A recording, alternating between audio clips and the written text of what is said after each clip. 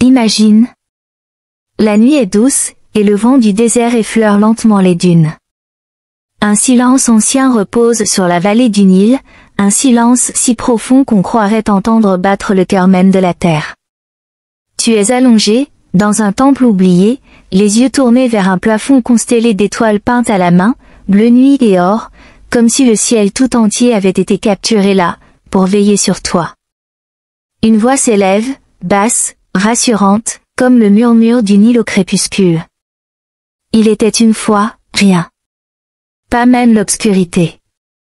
Pas de ciel, pas de sable, pas de Nil, pas même le temps. Seulement le Noun, un océan infini et primitif, calme, profond, immobile. Dans cet abîme aquatique dormait encore le monde, enroulé sur lui-même, en attente. Rien ne bougeait, rien ne vivait, mais tout pouvait exister. Puis, du Noun, une première pensée jaillit. Une étincelle. Un frémissement. Et ainsi naquit Atum. Atum, le dieu originel, se dressa seul au-dessus des eaux. Il n'avait ni père ni mère, car il s'était engendré lui-même. On dit qu'il était complet, mâle et femelle, totalité de l'être. Son premier geste fut de se donner une forme, de s'extraire du chaos. Il se posa sur une butte, un petit mont sacré émergeant de l'eau, le Bamban, la première terre ferme, un symbole d'espoir et de commencement. La voix continue, douce comme le sable tiède entre les doigts. Ainsi, le monde vit sa première aurore. Atum, seul au monde, ressentit le besoin de créer. D'un souffle, d'un cri, ou, selon certains, par une larme ou un acte d'amour envers lui-même, il donna naissance à 2 enfants. Shu, le dieu de l'air, et Tefnu, la déesse de l'humidité. Shu s'élança vers le ciel, portant la lumière et le vent. Tefnu suivit, incarnant la fraîcheur et l'humidité bienveillante. Ensemble, ils dansèrent au-dessus du Noun, traçant dans les cieux les premiers gestes de la création. Mais un jour, Shu et Tefnu s'éloignèrent de leur père dans l'immensité du vide. Atum, inquiet, envoya son œil à leur recherche. Cet œil, parfois décrit comme une entité vivante, parfois comme la déesse Hathor ou même le fameux œil d'Horus dans sa forme primitive, parcourut le monde et retrouva les 2 enfants, les ramenant à lui. De joie, Atum versa une larme. Cette larme, touchant le sol, fit naître l'humanité. Et ainsi, l'homme naquit d'une émotion divine. Shu et Tefnu, devenus à leur tour créateurs, engendrèrent Geb, la terre, et nous, le ciel. Mais Geb et nous s'aimaient tant qu'ils restaient enlacés, empêchant toute vie de croître entre eux. Alors Atum, ou Shu, selon les versions, les sépara, Geb fut plaqué au sol, tandis que nous fut soulevé au-dessus, formant la voûte céleste. Chaque jour, Ré, le dieu soleil, voyageait sur sa barque céleste à travers le corps de nous, illuminant la terre. Et chaque nuit, il pénétrait à nouveau son corps, glissant dans le monde souterrain, affrontant les ténèbres et les monstres de l'au-delà pour renaître, invincible, au matin. Tu respires doucement. Le Nil murmure au loin. Tu entres plus profondément dans ce rêve éveillé, où le temps s'efface. Sous la voûte de nous, les étoiles sont les enfants qu'elle a cachés, car elle avait interdit qu'elle en ait. Mais nous, rusés, demanda au dieu Tho d'ajouter des jours au calendrier. 5 jours hors du temps furent créés, et pendant chacun d'eux, nous mit au monde un enfant. Ainsi naquirent les dieux les plus célèbres d'Égypte. Osiris, le roi juste. Isis, la déesse magique et aimante. Seth, le seigneur de la tempête et du désert. Nephti, gardienne des morts silencieux. Et Horus l'ancien, parfois confondu avec le plus jeune Horus, fils d'Isis. Ce sont ces dieux-là qui peuplent les grandes légendes à venir. Mais pour l'instant, écoute encore. Tu es toujours dans le temple, dans le noir bleuté. Des fresques sur les murs montrent la barque solaire traversant le ciel, et au centre, l'œil d'Horus te protège. Tu peux sentir le sable du temps glisser, lentement, comme dans un sablier cosmique. Car ces mythes ne sont pas seulement des histoires. Ce sont des ponts. Des passerelles entre le monde visible et l'invisible. Entre le sommeil et l'éveil. Entre ton souffle et l'éternité. Ré revient déjà sur l'horizon. Il fend l'obscurité, comme une promesse de lumière. Et toi, bercé par ces récits anciens, tu glisses doucement vers le sommeil. La nuit continue de s'étendre sur la vallée, et sous les étoiles éternelles de nous, l'histoire reprend. Le Nil coule paisiblement, comme s'il connaissait déjà chaque mot, chaque mythe, chaque murmure.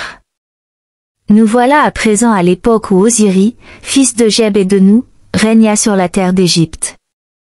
Osiris était un roi bienveillant. Il n'était pas seulement un dieu, mais aussi un guide pour les hommes. Il leur enseigna à cultiver la terre, à domestiquer les animaux, à vivre ensemble dans la paix. Il leur apprit les rites, les lois, la musique, la parole sacrée. Sous son règne, l'Égypte prospéra, les champs étaient fertiles, les villages sereins, et le Nil généreux. À ses côtés se tenait Isis, sa sœur et épouse. Elle était la magie vivante, le souffle de vie, la déesse aux 1000 secrets. On disait qu'elle connaissait le nom caché de Ré lui-même. Elle aimait Osiris d'un amour si profond qu'il défiait les dieux et la mort. Mais dans l'ombre du trône veillait Seth, le frère jaloux, le seigneur du désert rouge et brûlant. Là où Osiris apportait l'eau et la vie, Seth semait le chaos, la sécheresse et la discorde. Il ne supportait pas la lumière d'Osiris, ni l'amour qu'il recevait du peuple. Alors il conçut un plan. Une ruse. Une trahison. Seth organisa un grand banquet, somptueux et éclatant.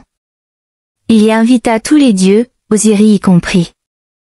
Et au centre de la salle, il fit placer un coffre magnifique, sculpté dans le cèdre et incrusté d'or. Il déclara que ce coffre serait offert à celui qui pourrait parfaitement s'y allonger. Un à un, les invités essayèrent. Tous échouèrent. Puis vint le tour d'Osiris. Et bien sûr, le coffre lui allait parfaitement. Car Seth l'avait conçu selon les mesures exactes de son frère. À peine Osiris y fut-il couché, que le couvercle se referma avec fracas. Seth et ses complices clouèrent le coffre et le scellèrent de plomb. Puis ils le jetèrent dans le Nil. Le courant l'emporta, et avec lui, Osiris disparut du monde des vivants. Une brume s'élève dans ton esprit, légère comme la tristesse d'Isis. Elle pleura. Elle hurla en silence. Puis elle se leva.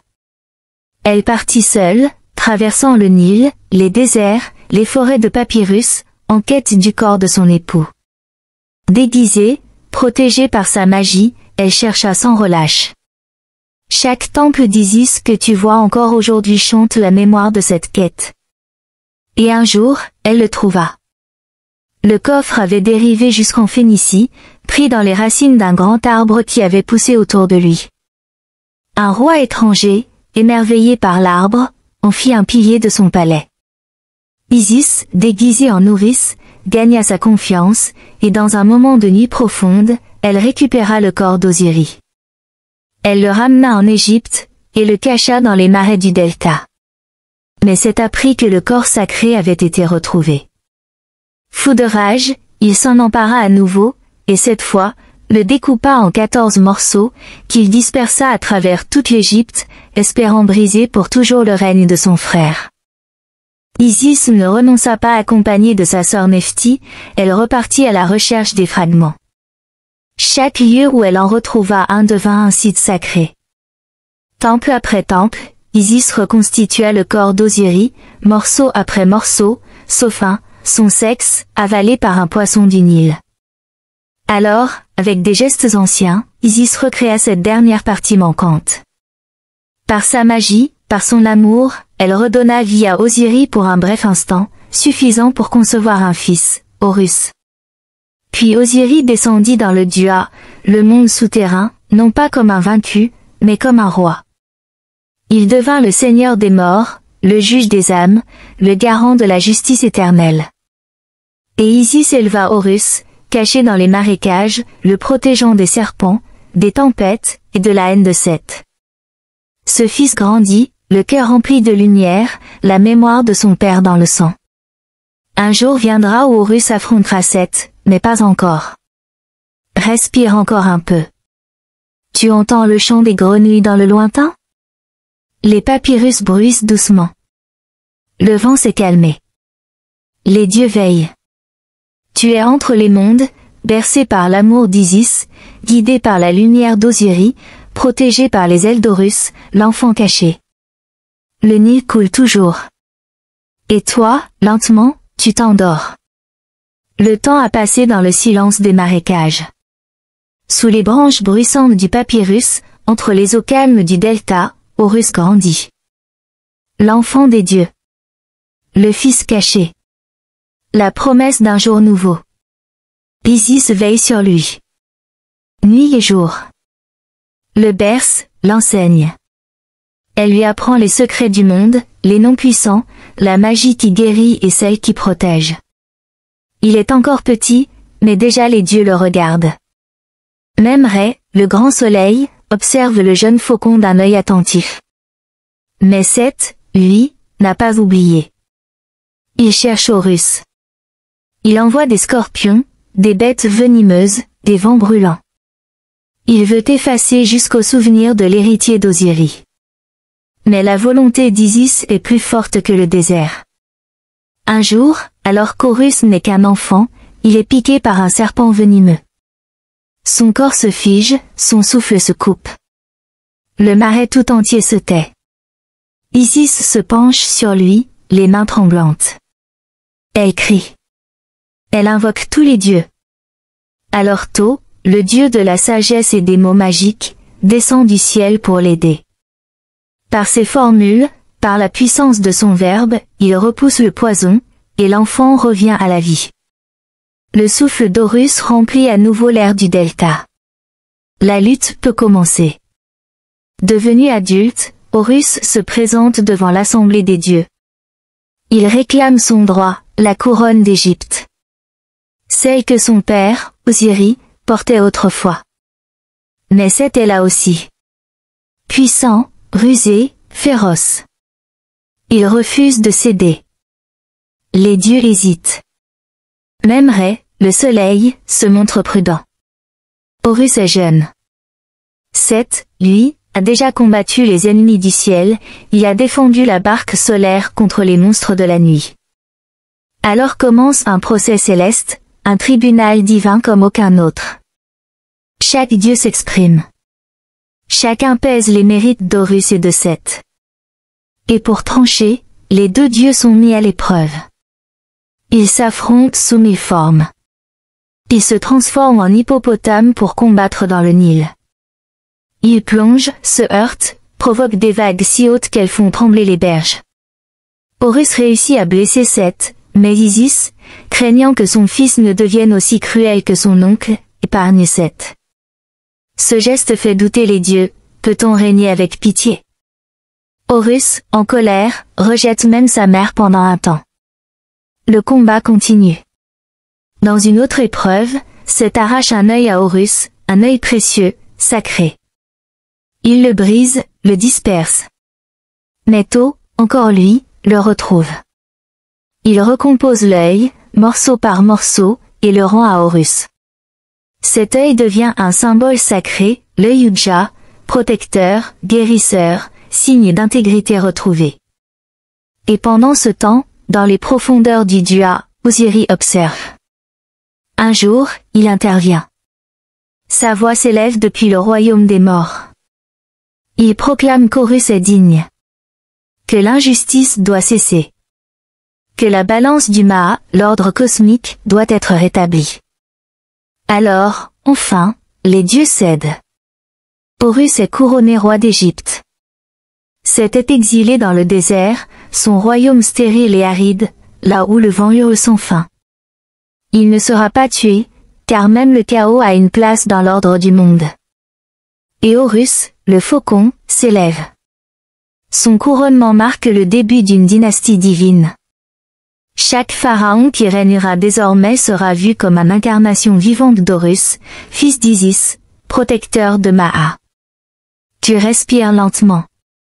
Tu es là, dans la salle d'audience divine, entouré de dieux à tête d'animaux, de plumes d'autruche, dansant flottant. La voix de Thoth chuchote encore. Les ailes d'Isis te couvrent de leur ombre rassurante. Et Horus, sur son trône d'or, te regarde de ses yeux célestes. L'œil brisé est réparé. Le royaume est en paix. Et toi, tu dérives, paisiblement, dans les bras de ce mythe ancien, vers un sommeil profond et doux. Lentement, le ciel s'assombrit. Tu lèves les yeux? Là-haut, le disque d'or descend vers l'horizon, dans une lueur rougeoyante. Ce n'est pas un simple soleil, non. C'est Rê, le dieu lumineux, qui chaque jour parcourt le monde dans sa barque céleste. Le peuple l'adore. Les prêtres le saluent à l'aube. Les enfants le regardent disparaître au crépuscule. Mais sais-tu ce qui se passe quand le soleil se couche? Quand la lumière quitte le monde, Rê ne s'éteint pas. Il continue sa route, mais dans l'invisible. Il descend, dans les 12 heures de la nuit, dans un royaume caché aux vivants, le Dua, le monde souterrain, le royaume de l'inconscient et du mystère. La barque solaire devient alors la barque de millions d'années. À bord, Rê n'est pas seul, il est accompagné de divinités protectrices. Il porte une lance. Il veille. Car ce voyage est dangereux.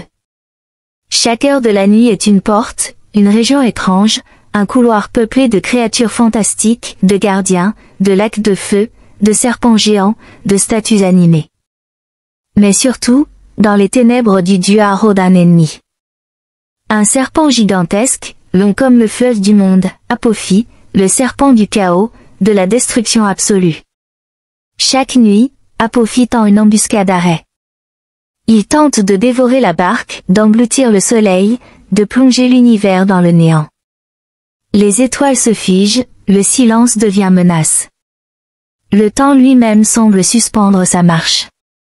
Mais Rê, vaillant, affronte le monstre. Parfois c'est Seth, malgré tout, qui se tient à l'avant de la barque pour le repousser, car même le dieu du désordre peut combattre le chaos quand l'ordre est menacé. Parfois ce sont les cris de la déesse Maa, incarnation de la vérité et de l'harmonie, qui effraient Apophi. Parfois encore, ce sont les chants des prêtres sur terre, les mots sacrés, les offrandes de lumière, qui aideraient à triompher. Et alors, la barque avance. Elle traverse les ténèbres. Elle passe devant les 12 cavernes, chacune gardée par des esprits au nom oublié, qu'il faut apaiser, flatter, ou tromper. Au milieu de la nuit, dans la 6e heure, la barque atteint le royaume d'Osiris. Là, le soleil semble s'éteindre. Rê devient un vieillard, usé, vulnérable. Il descend de sa barque. Il fusionne, pour un moment sacré, avec Osiris, le roi des morts. Et de cette rencontre naît la Renaissance. Car dans l'obscurité la plus profonde, une étincelle reparaît. Rê se régénère. Il redevient jeune, puissant, ardent. Et dans les dernières heures de la nuit, il remonte à bord de sa barque, désormais baignée de feu, illuminant peu à peu les rives du monde. Les ténèbres reculent. Le serpent est vaincu. Les portes de l'Orient s'ouvrent. Et soudain, l'aube. Tu ouvres à peine les yeux, dans le rêve, et tu vois le disque d'or émerger à nouveau au-dessus du désert. Rê revient. Fidèle. Brillant. Triomphant.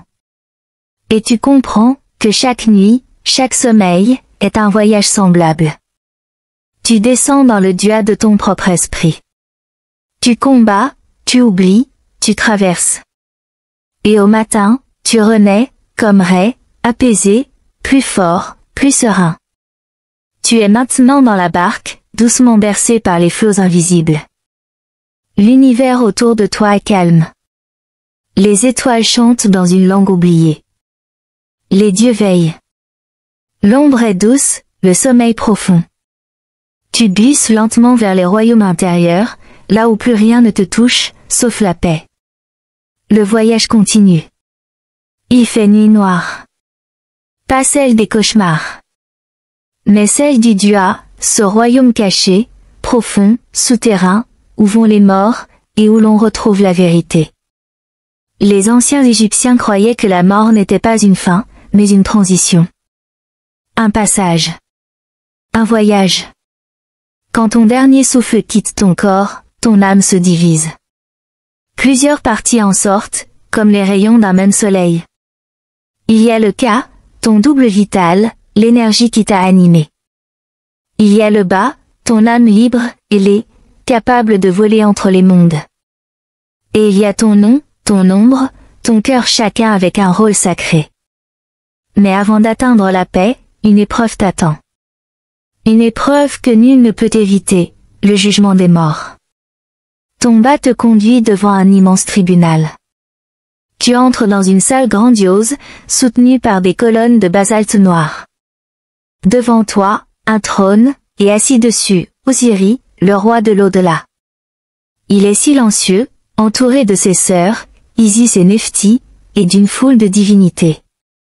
À côté, se tient Anubi, à tête de chacal, le dieu des morts, le guide des âmes. Il s'avance et t'invite à déposer ton cœur sur une balance. De l'autre côté, il place une plume. Mais pas n'importe laquelle. La plume de Maat. La déesse de la vérité, de l'équilibre, de l'ordre divin. Et le silence devient total. C'est maintenant que Tho, le scribe divin à tête d'ibis, s'approche. Il tient une tablette, un calame. Il est là pour noter le résultat. Le cœur doit être aussi léger que la plume. Ni rempli de haine, ni alourdi de mensonges, ni enchaîné par les fautes. Car si ton cœur pèse trop, la punition est immédiate, il est dévoré par Ami, la dévoreuse dame, une créature effrayante, ni crocodile, ni lionne, ni hippopotame. Tu ne souffriras pas. Mais tu cesseras d'exister, à jamais. Mais si ton cœur est pur, si tu as vécu dans la justice, si tu n'as pas trahi ton nom, alors, tu es acquitté. Tu franchis les portes de la rue, le champ des roseaux, le paradis égyptien. Imagine un paysage infini de rivières claires, de champs fertiles, de fleurs enivrantes. Là, tu retrouves ceux que tu aimes. Tu laboures, tu navigues, tu chantes. Tu vis, mais sans douleur, sans vieillesse, sans fin. C'est un monde paisible, baigné d'éternité. Et chaque matin, ton bas s'élève vers le ciel avec le soleil, et chaque nuit il revient vers ta tombe. C'est un rythme éternel, comme les saisons du Nil, comme les battements d'un tambour sacré.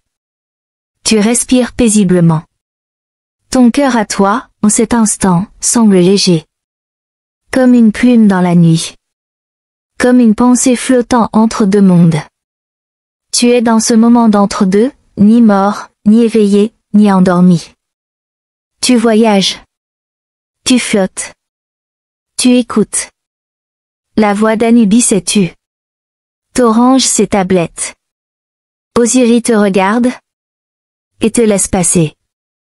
Tu t'avances, guidé par le chant des étoiles, vers le repos profond. Le jugement est passé. Tu es libre. Imagine un voile de lin flottant au vent. Une mélodie douce, jouée sur une harpe en roseau. Une voix féminine, ancienne, puissante, qui t'appelle par ton nom. C'est la voix des déesses. Car si l'Égypte est la terre des pharaons, des rois et des dieux, elle est aussi celle des mères divines, des épouses fidèles, des guérisseuses, des lionnes. Chacune possède un visage tendre, et un visage terrible. Nous commençons par Isis. Isis, tu la connais déjà. La sœur et épouse d'Osiris, la mère d'Horus, la magicienne suprême. Elle est l'exemple absolu de la fidélité, de l'intelligence et du pouvoir caché dans les mots. C'est elle qui a reconstitué le corps d'Osiris, morceau après morceau, par la force de son amour et de ses incantations. C'est elle qui a mis au monde Horus dans le secret des marais, l'élevant seul, caché, défiant Seth et la mort. Isis connaît le vrai nom de Rê, qu'elle a obtenu en le soignant d'un venin mystérieux, et en échange, Elle est devenue une magicienne plus puissante que tous les dieux. Les prêtresses l'honoraient partout en Égypte. Et bien plus tard, son culte s'est répandu jusqu'en Grèce, à Rome, et même au cœur de l'Europe. Elle est l'archétype de la mère divine. Quand tu fermes les yeux, si tu entends un murmure rassurant, c'est peut-être elle. Pi vient à tort. Son nom signifie « la maison d'Horus ». Elle est la déesse de l'amour, de la musique, de la beauté, mais aussi de l'ivresse et de la joie incontrôlable. On la représente souvent sous la forme d'une femme à la tête de vache, ou avec des cornes enserrant le disque solaire. Elle est la danseuse céleste, celle qui accueille les morts dans l'autre monde avec tendresse. C'est elle qu'on invoque dans les fêtes, avec des sistres et des tambourins, des chants et des parfums de lotus.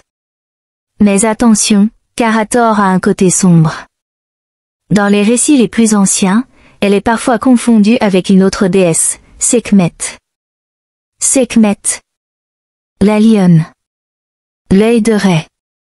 Dans un lointain mythe, l'humanité s'est rebellée contre les dieux. Ré, furieux, envoie Sekhmet pour punir les hommes. Elle descend sur terre dans un rugissement terrible, dévore les rebelles, ravage les champs, fait couler des rivières de sang. Mais sa fureur devient incontrôlable. Alors, pour la calmer, Ré ruse, il fait verser de la bière teintée de rouge, que Sekhmet prend pour du sang. Elle boit, s'enivre, et s'endort. Son courroux est apaisé. Et elle devient Hathor, la douce, la joyeuse. C'est la même énergie divine, mais transformée. Sekhmet est la force destructrice, Hathor, la réconciliation. L'une tue. L'autre guérit. Et parfois, elles se confondent, comme le jour bascule dans le crépuscule. Et puis il y a Bastet. Ah, Bastet, la chatte, la tendre, la mystérieuse. Protectrice des foyers, des enfants, des femmes enceintes. Déesse de la maison, de la paix, du parfum. Elle est représentée comme une femme à tête de chat, ou un chat noir assis dans la dignité. Mais attention, elle aussi est double. Dans les anciens textes, elle pouvait être une lionne, une version plus douce de Sekhmet. Elle chasse les esprits malfaisants. Elle veille pendant la nuit, tapie dans l'ombre. Les Égyptiens aimaient tant les chats qu'ils les momifiaient, les enterraient dans des nécropoles sacrées. Qui sait, peut-être un chat dort à côté de toi en ce moment, veillant sur tes rêves. Ces quatre déesses, Isis, Hathor, Sekhmet, Bastet, ne sont pas séparées. Elles forment un cycle, une roue divine. Elles sont la mère, l'amante, la guerrière, la magicienne, la protectrice, la danseuse, la guérisseuse. Elles sont là, autour de ton lit invisible, à la lisière de ton sommeil. Quand tu dors, Isis veille. Quand tu souris, Hathor danse. Quand tu trembles, Bastet ronronne. Et si tu dois affronter un danger, Sekhmet rugira à ta place. Tu respires. Les encens flottent doucement. Le tambour sacré ralentit. Tu n'as plus peur. Tu te sens protégé, enveloppé. Comme un enfant dans les bras d'une déesse. Le sommeil vient. Et dans ton rêve, peut-être verras-tu passer une chatte noire. Ou une femme en blanc aux ailes déployées. Ou une lionne de feu marchant dans les dunes. Elle ne parle pas. Elle veille. Imagine-toi au bord du Nil, au temps où les hommes et les dieux vivaient encore très proches l'un de l'autre. Le fleuve, large et tranquille, coule paisiblement, enveloppé d'un voile de brume matinale. Chaque année, au moment où le soleil atteint son zénith dans le ciel brûlant, les eaux du Nil montent. Lentement, inexorablement, elles envahissent les terres sèches. Cette crue est un miracle, un don. Le Nil, disent les anciens, est le sang d'Osiris qui irrigue la terre. Quand Osiris meurt sous le coup de Seth, son corps est dispersé en morceaux, mais son sang, sous forme du Nil, nourrit la vie. C'est pourquoi le fleuve est sacré, c'est le cœur battant de l'Égypte. Chaque ferme, chaque village, vit au rythme de la crue. Les paysans respectent ce cycle. Ils savent que sans cette montée des eaux, il n'y aurait pas de blé, pas de récolte, pas de vie. Et ils remercieraient, qui dans sa barque solaire, veille sur le cycle éternel. Dans les temples, les prêtres célèbrent ce miracle. Ils chantent des hymnes à Hapi, le dieu de la crue. Hapi est souvent représenté comme un homme généreux, au ventre rebondi, portant des bouquets de papyrus et de lotus. Il symbolise la fertilité, l'abondance, la générosité de la nature. Pendant la crue, la terre est recouverte d'une eau noire et riche, pleine de sédiments précieux. La terre rouge, aride, devient noire de vie. Les semences sont plantées. Les dieux sourient. Et le peuple comprend alors que tout dans la vie est un cycle. La naissance et la mort. La lumière et l'ombre. La destruction et la renaissance. Le Nil, Ré, Osiris, Isis, tous racontent cette histoire d'éternel retour. Tu es là, dans cette plaine inondée, au bord de l'eau, sous un ciel étoilé. Tu sens la fraîcheur de la nuit. Les murmures du vent dans les papyrus. Le chant lointain d'une harpe. Ton esprit flotte, léger. Le sommeil t'emporte lentement vers de nouveaux mystères, vers d'autres mythes encore. Ferme doucement les yeux. Imagine un ciel clair et profond, où plane un grand faucon aux ailes déployées, majestueux et vigilant. C'est Horus, le fils d'Isis et d'Osiris, le dieu du ciel, le protecteur du pharaon. L'histoire d'Horus est celle d'un combat éternel. Après la mort d'Osiris, déchiré par Seth, le dieu du chaos et de la violence, Horus se lance dans une quête pour venger son père et rétablir l'ordre. Chaque bataille est un combat entre lumière et obscurité, justice et désordre. Dans certains mythes, Horus perd un œil au combat, un œil précieux, symbole de vision et de pouvoir. Cet œil, appelé l'œil d'Horus, devient un talisman sacré, un symbole de protection, de guérison et de renaissance. L'œil d'Horus est un miroir magique, un pont entre les mondes visibles et invisibles. Le combat d'Horus contre Seth est aussi une métaphore des luttes intérieures. Entre la raison et la colère. Entre le calme et la tempête. Entre le bien et le mal. Horus, le faucon, vole, surveille, protège, ne perd jamais de vue sa mission. À mesure que le combat progresse, Horus grandit en sagesse et en puissance. Il devient le roi légitime, le pharaon divin, le maître du trône d'Égypte. Et avec lui revient l'ordre, la paix, la prospérité. Dans le silence de la nuit, écoute le battement des ailes d'Horus. Sensible et puissant, il veille sur toi. Son regard perçant chasse les ombres, dissipe les peurs. Et tu te sens en sécurité. Ton sommeil devient alors un vol doux et tranquille, porté par les vents célestes. Tu glisses lentement vers les rêves, porté par la force d'Horus. Imagine-toi debout au pied d'une immense pyramide, ces montagnes de pierre que les Égyptiens ont dressées vers le ciel. Elles sont les portes sacrées entre le monde des vivants et celui des morts. Chaque pierre posée est un acte d'amour et de foi. La pyramide n'est pas seulement un tombeau, c'est un escalier vers l'éternité, un temple pour le voyage de l'âme. Les pharaons, considérés comme des dieux vivants, veulent s'assurer que leur passage vers l'autre monde soit sûr, glorieux et éternel.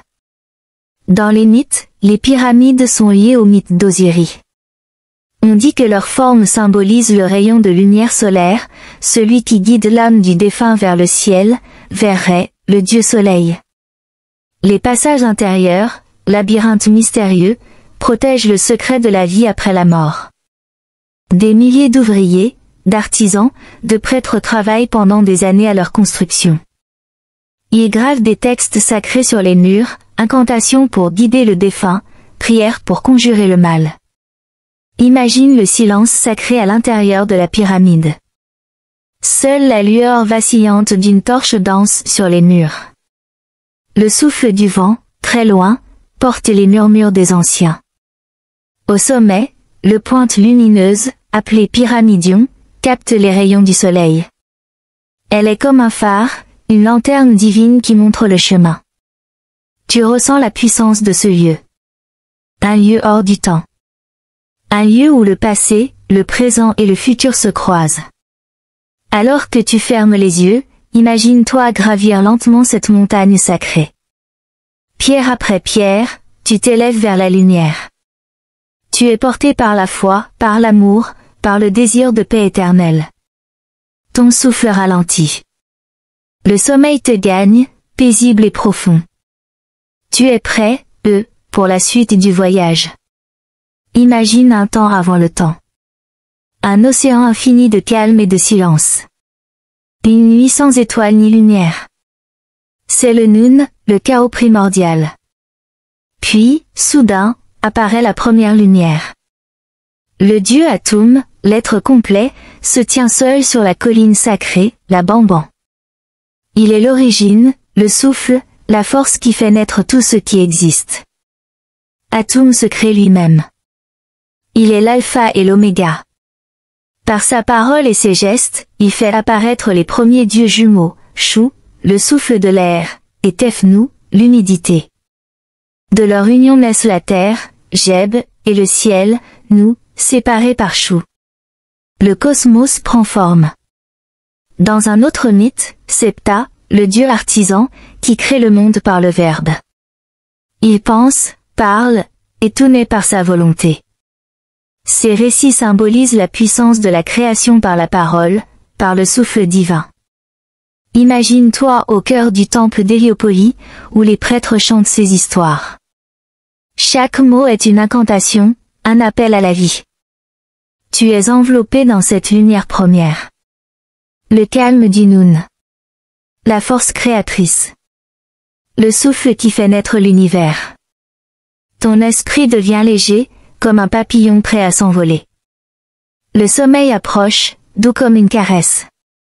Imagine un temple tranquille, empli d'encens et de prières. Les prêtres s'affairent autour du corps d'un défunt, préparant un voyage très spécial. La momification est bien plus qu'un simple soin du corps, c'est un rituel sacré, une promesse.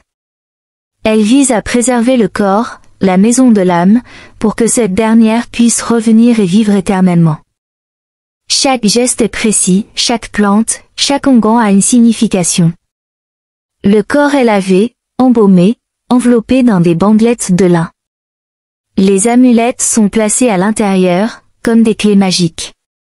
Puis vient le livre des morts, un recueil d'incantations destiné à guider le défunt dans le Dua, le royaume des morts.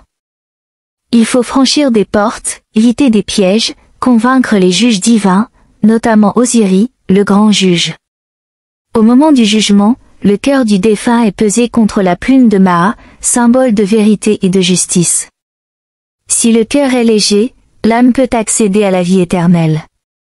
Sinon, elle est dévorée par Ami, la déesse aux traits de crocodile, lion et hippopotame. Ce rituel est un pont entre le visible et l'invisible, entre la vie et l'au-delà. Tu sens la gravité douce de ce moment. L'espoir, la foi, l'amour qui porte le défunt dans l'au-delà. Alors que tu fermes les yeux, imagine-toi entouré de lumière blanche, protégé par les prières anciennes. Le sommeil vient doucement, prêt à t'emporter vers un monde de paix. Imagine une vallée obscure, où le silence est profond, seulement troublé par le murmure des rituels sacrés. C'est le Dua, le monde des morts, ce royaume mystérieux que chaque âme doit traverser. À l'entrée, veille Anubi, le dieu à tête de chacal, protecteur des défunts. Il guide les âmes, prépare leur corps, veille à ce que le passage soit sûr. Anubi tient la balance du jugement. Il accompagne le cœur du défunt jusqu'au tribunal d'Osiris, où la plume de Maa pèse la vérité. À ses côtés, Tho, le dieu Ibis, scribe des dieux, gardien des secrets et de la sagesse. Il enregistre chaque acte, chaque parole, chaque pensée. Le Dua est un labyrinthe d'épreuves. Des portes, des serpents, des énigmes à résoudre. Chaque étape est une purification, un test. Mais au bout du chemin, une promesse. La renaissance, la vie éternelle, la paix. Tu te sens enveloppé par cette douce lumière divine, protégé par ces dieux bienveillants. Le sommeil t'emporte, calme et profond, vers un rêve paisible où tout est ordre, vérité et harmonie. Imagine-toi au tout début d'un jour nouveau, sur les rives paisibles du Nil. Le ciel est encore teinté des nuances sombres de la nuit, mais à l'horizon apparaît une lumière fragile et dorée. C'est le lever du soleil, l'instant magique où la nuit s'efface pour laisser place à la lumière. Dans la mythologie égyptienne, ce moment est sacré car il symbolise la victoire quotidienne de la lumière sur l'obscurité, de la vie sur la mort. Le soleil, appelé Ré, ou Ra, est bien plus qu'un astre, c'est un dieu puissant, le créateur, le maître du temps et de l'univers. Selon la tradition, Ré voyage chaque jour dans une barque solaire, traversant le ciel d'est en ouest. La barque est un navire magique, qui traverse le monde visible et invisible. Elle symbolise le cycle éternel de la vie, de la mort et de la renaissance. Dans la barque, Ré est souvent accompagné d'autres divinités qui l'aident à affronter les dangers du voyage, notamment le serpent Apophi, incarnation du chaos et des forces destructrices. Chaque nuit, Ré combat Apophi pour que le jour puisse renaître. Au commencement des temps, disent les prêtres d'Héliopolis, il n'y avait que le Noun, l'océan primordial. Puis, surgit la colline primordiale, la Bamban, et avec elle, Ré, le dieu solaire, émergeant seul, lumineux et puissant. Ré est le père de tous les dieux, celui qui donne vie au monde par sa lumière. Sa parole crée, son regard illumine. La barque solaire est divisée en plusieurs parties. La barque de jour, où Ré illumine le monde visible. La barque de nuit, qui traverse le monde souterrain, le Dua, où Ré renaît. Le cycle du soleil est une métaphore de la vie humaine. Chaque jour, on renaît, on combat les ténèbres, on avance vers la lumière. Dans les temples, les prêtres célèbrent Ré avec des hymnes, des offrandes et des prières. Les pharaons eux-mêmes sont considérés comme les fils de Ré, incarnant son pouvoir sur terre. Au lever du soleil, les Égyptiens observent souvent un silence respectueux, méditant sur ce miracle quotidien. Le soleil est la source de toute vie, de toute énergie. Le disque solaire, souvent entouré d'ailes ou d'un serpent, est un symbole omniprésent dans l'art égyptien. Il incarne la lumière divine, la protection, le pouvoir royal. Les temples sont souvent orientés de manière à capter les premiers rayons du soleil, pour honorer Ré. Ré se manifeste sous plusieurs formes. Khépri, le scarabée, symbole du renouveau matinal. Atum, l'ancêtre divin. Amon-Ré, la fusion avec Amon, le dieu caché. Horus-Ré, le roi céleste. Cette multiplicité traduit la richesse et la complexité du culte solaire. Le culte de Ré a profondément influencé la société égyptienne. Le calendrier est organisé autour du cycle solaire. Les fêtes religieuses célèbrent la lumière, la vie et la régénération. Le pouvoir royal est sacralisé par cette connexion divine. Imagine-toi sous le ciel d'Égypte, regardant le soleil descendre lentement à l'horizon. Les couleurs deviennent chaudes, orangées, puis rouges. Le jour s'efface doucement, mais le cycle continue, ininterrompu. Tu ressens la paix profonde de ce rythme éternel. Comme le soleil, tu te prépares à un repos bienfaisant, à une renaissance intérieure. La nuit t'enveloppe d'un voile protecteur, et ton esprit glisse lentement vers le sommeil, paisible et profond. Imagine-toi au cœur d'un ancien royaume, bercé par le chant des palmiers et la douce lumière dorée d'un coucher de soleil sur le Nil. L'histoire que je vais te conter est celle d'un amour éternel, d'un combat contre la mort, et d'une promesse de renaissance. Osiris était autrefois un roi bienveillant, aimé de tous. Il enseigna aux hommes l'agriculture, la justice, et la sagesse. Sa terre prospérait sous son règne. Mais son frère, Seth, jaloux et colérique, trama un complot pour le renverser. Seth tua Osiris, dispersa son corps en morceaux dans le Nil, et plongea le royaume dans le chaos.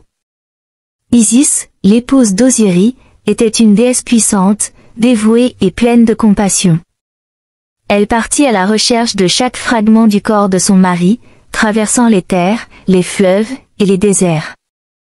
Avec patience et amour, elle rassembla chaque morceau, reconstitua le corps d'Osiris, et grâce à sa magie, lui redonna vie.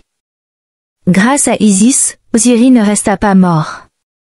Il devint le dieu des morts, le souverain du royaume des morts, garant de la justice divine. Cette renaissance symbolise l'éternel cycle de la vie, de la mort et du renouveau. Isis et Osiris eurent un fils, Horus, qui grandit avec une seule mission, venger son père et rétablir l'ordre. Il affronta Seth dans un combat long et difficile, symbole de la lutte entre le bien et le mal, la lumière et les ténèbres. Cette histoire d'amour et de renaissance fut célébrée chaque année lors de grandes fêtes, où les Égyptiens se rappelaient que la mort n'est qu'un passage vers une nouvelle vie. Imagine-toi maintenant, enveloppé dans la douceur d'une nuit tranquille, porté par l'amour d'Isis et la force d'Osiris. Leurs énergies protectrices veillent sur toi. Tu sens la promesse du renouveau en toi. Comme Osiris, tu es capable de renaître, de te relever. Le sommeil vient doucement, profond et réparateur. Imagine-toi au bord du Nil, dans une île sacrée nommée Phila. C'est un lieu baigné de lumière, enveloppé par le murmure de l'eau et le chant des oiseaux. Sur cette île se dresse un temple majestueux, dédié à Isis, déesse de la magie, de la maternité et de la protection. Ce temple est un havre de paix, où les fidèles viennent prier, chanter et s'imprégner de la puissance de la déesse. Chaque pierre, chaque colonne du temple raconte une histoire. Les murs sont gravés de scènes mythologiques, où Isis apparaît sous ses multiples aspects, épouse fidèle, mère protectrice, magicienne puissante. Les reliefs montrent aussi les rituels sacrés, les cérémonies d'offrande, et les moments clés du mythe d'Osiris. Chaque année, le culte d'Isis à Phila atteint son apogée lors de la fête de la résurrection, qui commémore la renaissance d'Osiris. Les prêtres allument des feux sacrés, chantent des hymnes, et mènent des processions solennelles. Cette fête est aussi une invitation à la renaissance intérieure, à la guérison et à la paix. Au-delà de l'Égypte, Isis fut adorée dans tout le bassin méditerranéen, symbolisant la force de l'amour, la magie et la protection. Elle est la gardienne des mystères, celle qui veille sur les âmes et guide les vivants. Imagine-toi maintenant assis au seuil du temple, observant le Nil scintillant sous la lumière de la lune. Tu respires calmement, sentant la présence douce d'Isis qui t'enveloppe. Elle murmure à ton cœur des mots de paix, de courage et de lumière. Ton souffle ralentit. Le sommeil vient, profond et apaisant. Tu es sur l'île sacrée de Phila, entouré par les eaux tranquilles du Nil. Le temple d'Isis se dresse devant toi, imposant mais plein de grâce, comme une invitation à un monde où magie et mystère s'entrelacent. Les murs de pierre racontent les histoires anciennes, sculptées avec soin par des mains dévouées, chaque image vibrante d'une vie passée mais toujours vivante dans le souffle des pierres. Tu ressens la présence d'Isis, puissante déesse à la fois tendre et forte, protectrice des âmes errantes, gardienne des secrets. Les prêtres, vêtus de blanc, préparent les offrandes, allument l'encens au parfum doux et enivrant, tandis que le chant des hymnes s'élève, résonnant doucement sous les voûtes sacrées. L'air est chargé d'une énergie bienveillante, celle d'un amour éternel qui transcende le temps et la mort. Les célébrations battent leur plein lors des grandes fêtes, lorsque la mémoire d'Osiris renaît au cœur de chacun. Tu vois la procession lente et solennelle, des torches allumées qui dansent, des voix qui s'unissent dans une prière commune, portée par le vent léger du soir.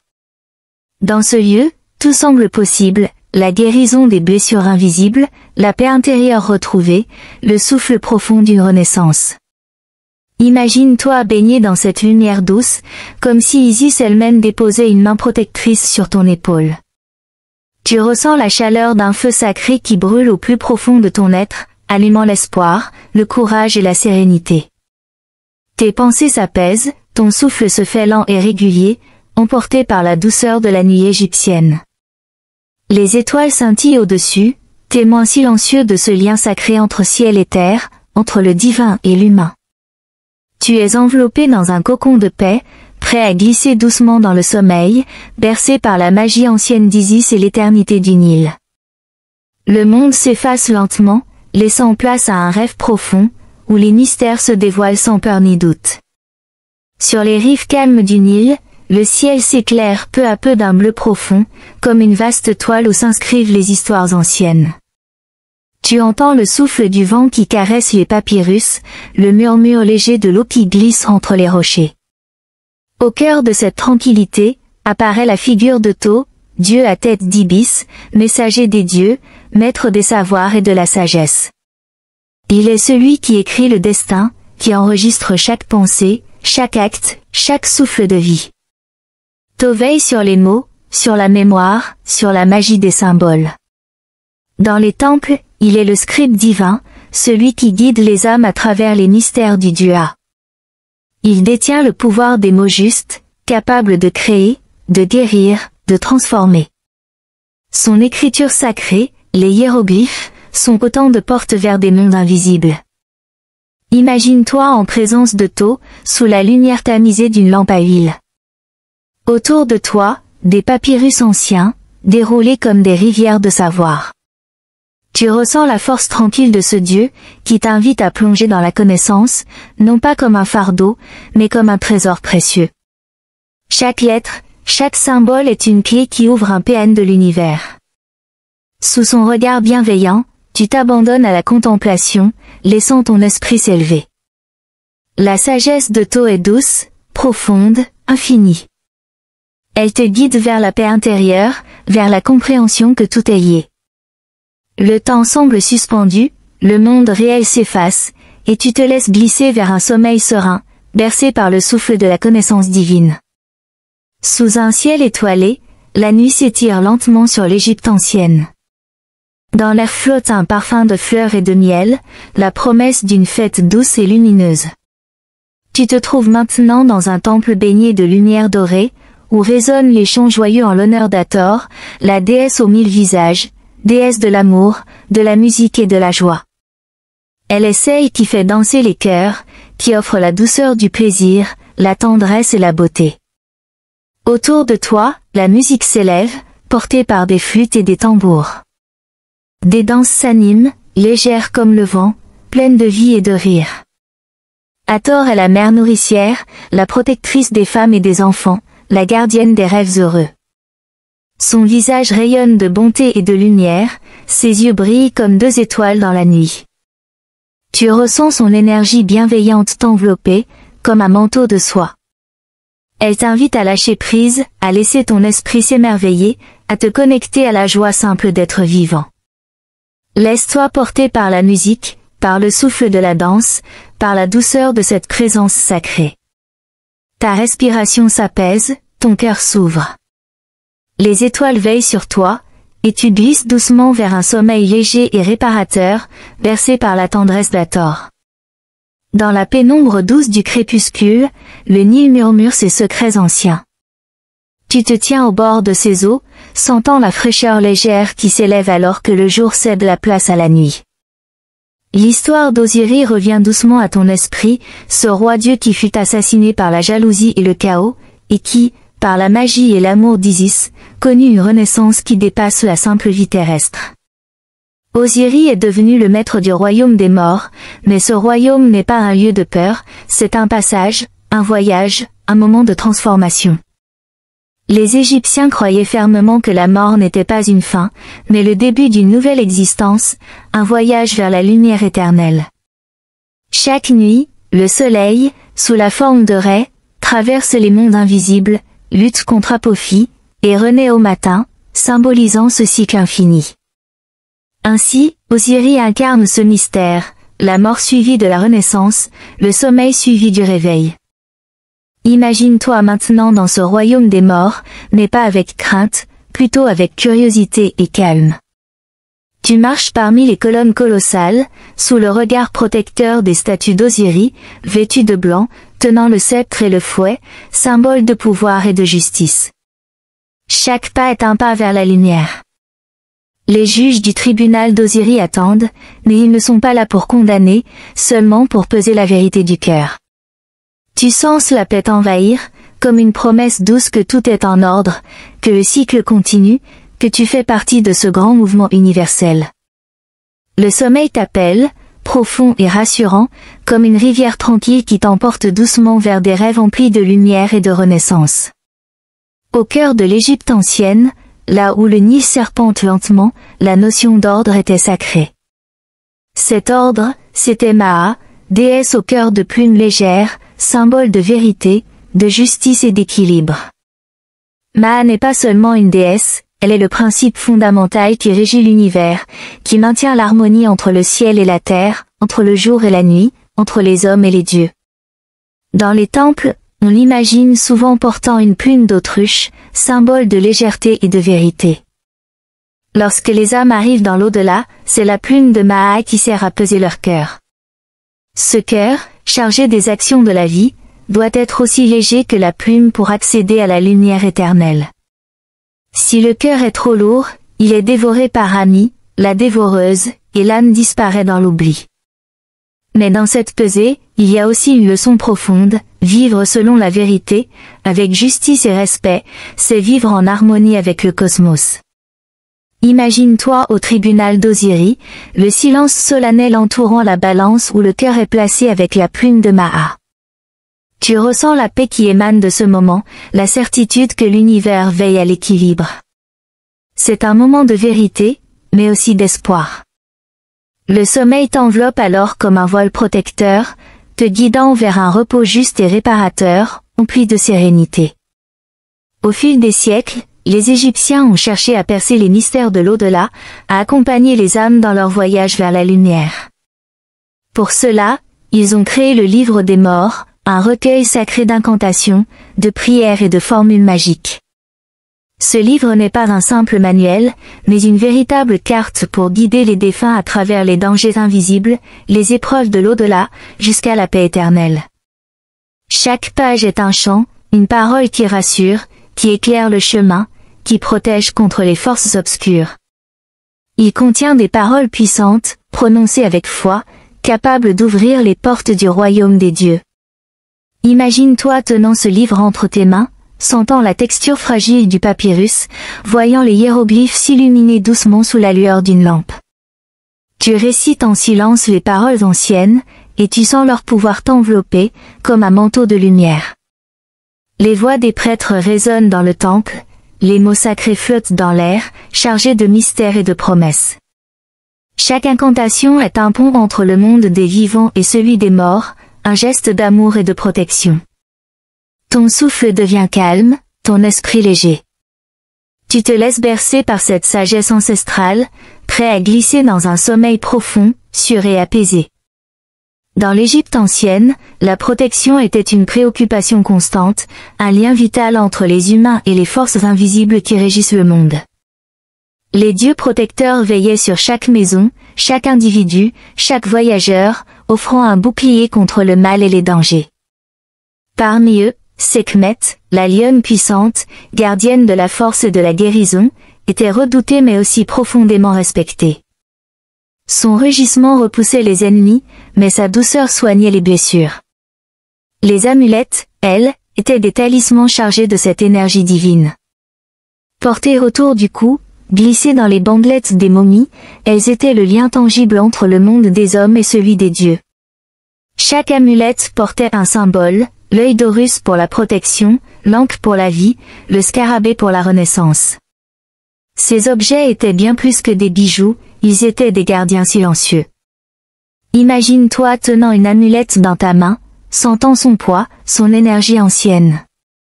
Elle pulse doucement, comme si elle respirait avec toi, partageant ta force, ton calme, ta confiance. Sous sa protection, tu te sens en sécurité, prêt à te laisser aller au sommeil, emporté par une douce paix. Sous la douceur apaisante d'un ciel étoilé, la silhouette légère d'une déesse féline se dessine.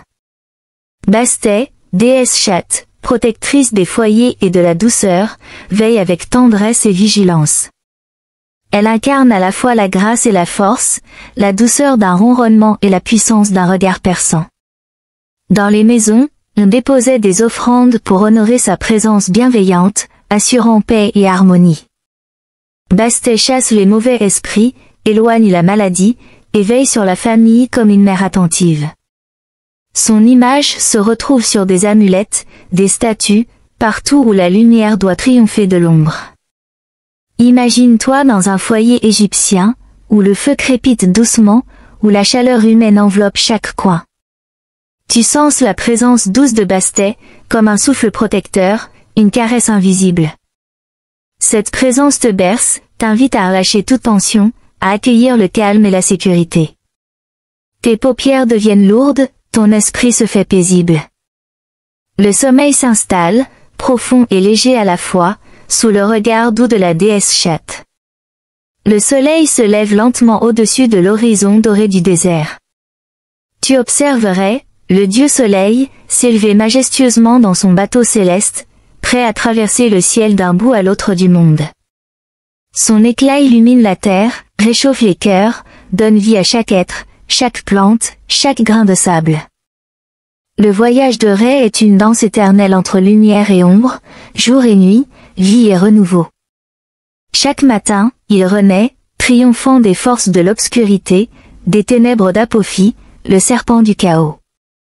Cette lutte est celle de la vie elle-même, toujours recommencée, toujours victorieuse. En contemplant ce spectacle, tu ressens la force tranquille du cosmos, l'ordre parfait du monde, la beauté infinie du cycle sans fin. Ton souffle est calme, régulier, en harmonie avec le rythme ancien de la terre et du ciel. Lentement, tu glisses dans un sommeil profond, enveloppé par la lumière douce de Ré, bercé par les murmures sacrés de l'Égypte ancienne. Ton esprit voyage dans des rêves où les dieux veillent, où la paix est souveraine, où le repos est un cadeau précieux. Et dans ce sommeil, tu es libre, protégé, prêt à renaître, chaque jour, avec la lumière du soleil. Bonne nuit, et que les anciens dieux veillent sur ton repos. Si tu souhaites, je pourrai toujours te raconter d'autres histoires, d'autres voyages. Dors bien.